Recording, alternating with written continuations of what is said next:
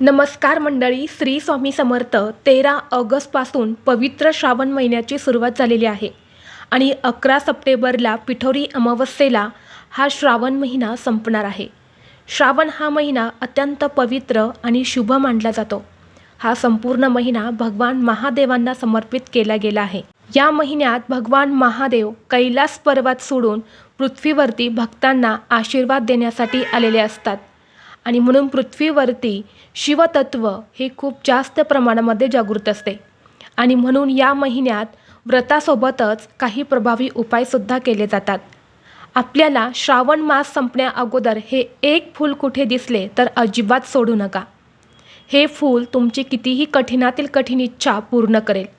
करोडपती होण्याची इच्छा देखील तुमची पूर्ण होईल.